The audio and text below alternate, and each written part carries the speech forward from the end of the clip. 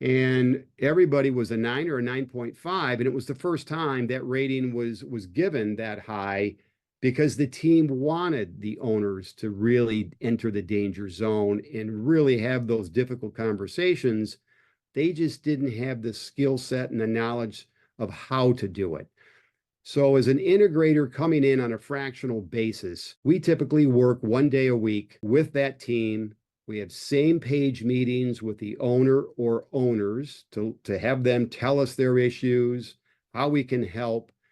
And we're really there to create a healthy leadership team, and then use the EOS tools to be able to prop up and embrace simplistic ways of doing things that used to be perceived as hard. So that's in a nutshell what fractional integrators do. I love it, because it's the EOS, it's just the framework. Like you said, it's not there to be the expert on everything. It's there to allow you to do what you have to do as a business owner and make it comfortable.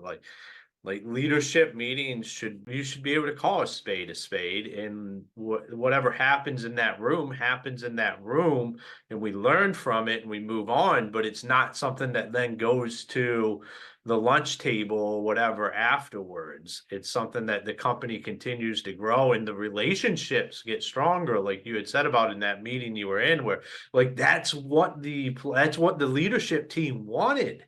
They wanted to be able to be in that environment where you can have these conversations, because a lot of times you have people that are really overachievers, and then they look at other people as they're underachieving, but they're not held accountable and you just want that accountability for everybody sitting at that table.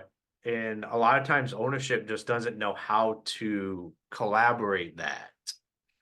Exactly. And I think one of the common issues with most companies is the gossip that goes on within an organization, right? Just from what you said, there's unspoken resentment towards different people. There are complaints about habits of other people. And EOS was not built, and it's not used in an organization to be a replacement for therapy. We're not here to fix people.